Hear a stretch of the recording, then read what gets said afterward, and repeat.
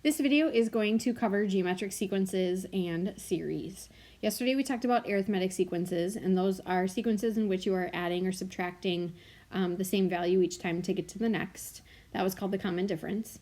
A geometric sequence is one in which you are multiplying the preceding term by a number to get to the next. And that number that you're multiplying by is called the common ratio. If you can't see it right off the bat, the common ratio, you take the next term and you divide it by the previous.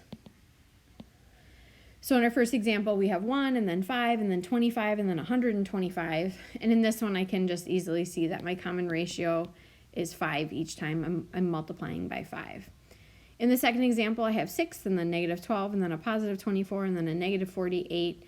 Just by looking at this one, I can tell negative 12 divided by 6, I'm multiplying by negative 2 each time. And then in the last one, you can see that the sequence is getting smaller, so it looks like you're dividing, but we will always put geometric sequences in the context of multiplication. And so my common ratio here would be negative 3 divided by 9, but that reduces to a negative 1/3. And then just like arithmetic sequences, these graphs are also discrete. They're just a bunch of dots. They're not connected. And then these ones have some curvature to them, so they look more exponential than linear, like the ones yesterday. So finding the equation for a geometric sequence, what we call finding the general term. So the first thing is, let's just consider 4, 12, 36 as our sequence, and how are we getting each of the following terms, and is there a pattern?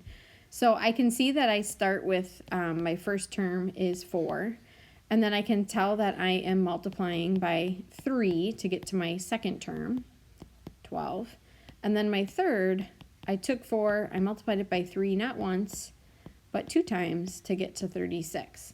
And so yesterday, you applied the common difference numerous times, and with repeated addition or repeated subtraction, you can summarize it with multiplication. With repeated multiplication, how do we summarize it? This last part here could be summarized with exponents. 3 times 3 is the same thing as 4 times 3 squared. And so to find the third term, I applied that common ratio 2 times to the first term. So 4 times 3 times 3. If I wanted to find the 20th term, I would only have to apply that common ratio 19 times. So the general term is this a sub n, where you have a sub 1 times the common ratio r to the n minus 1 power.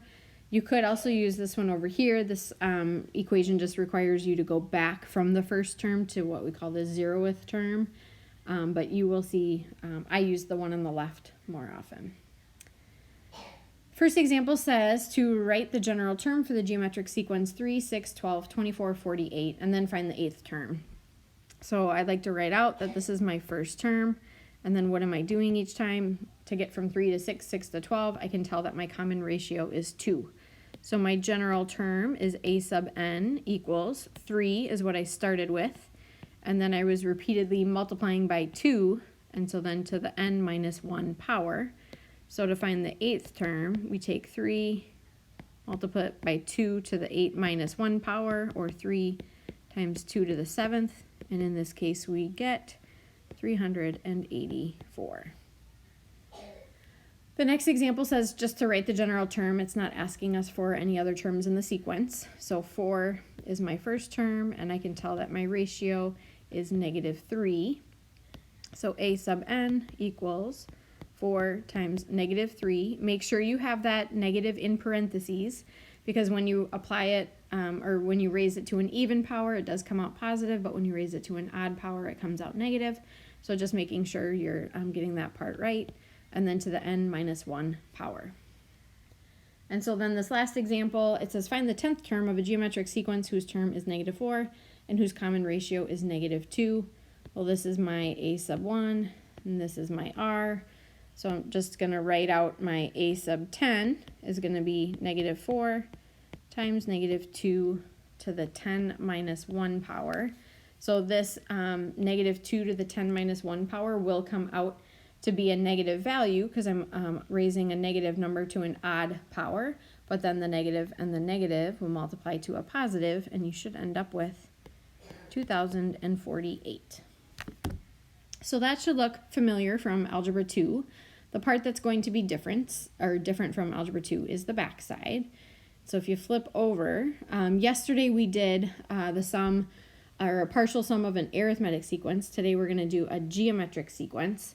And so we're going to give you the sum notation. And so paying attention to it's S sub n, and then just knowing whether you have a geometric or a arithmetic sequence. Once again, a sub 1 is our first term right there. And then the only thing you need here is your common ratio. And then n is the number of terms you want to add up.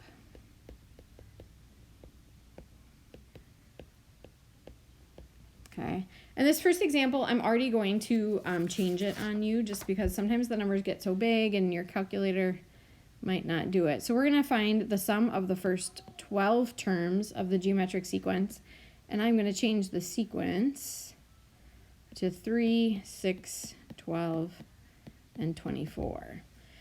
So it says find the sum of the first 12 terms of the geometric sequence. So I could find them and list them all out and then just add them in my calculator, or I could use the little shortcut that we have, S sub 12 equals, well, my first term is 3. My common ratio, what am I doing each time? I am multiplying by 2, and so then I'm going to raise that to the 12th power all over 1 minus 2.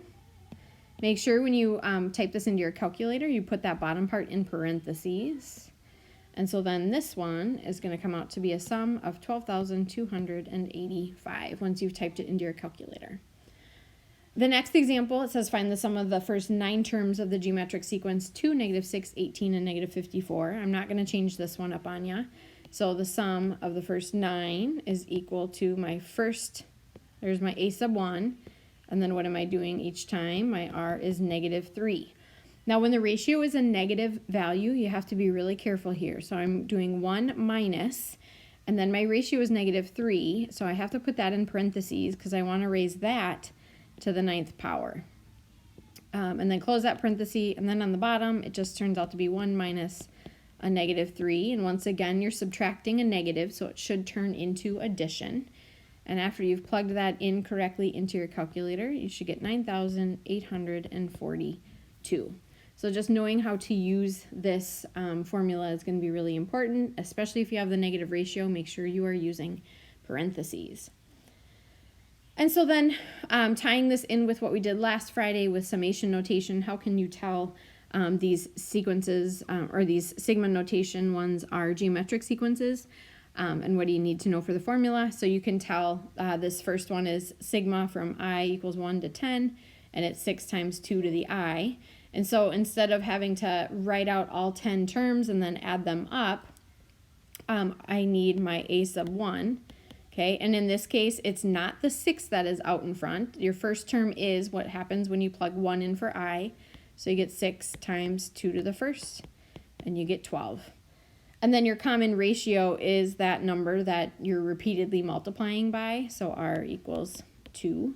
So the sum of the first 10 terms is 12, my first number, and then 1 minus 2 to the 10th, all over 1 minus 2, and you should get 12,276.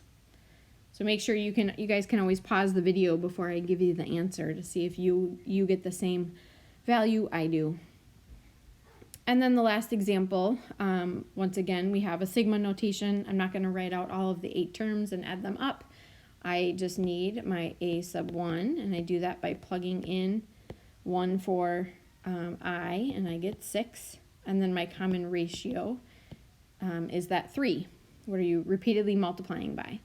So then my sum, and this one's only going from 1 to 8, so sum of the first 8 terms is equal to 6 times 1 minus 3 to the 8th, all over 1 minus 3.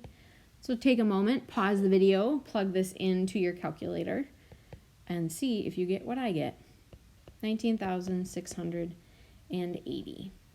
So these are the notes for geometric sequences and sums. So go ahead and use these to complete Chapter 10 Moodle homework number 4. Have a great day, and I'll see you tomorrow.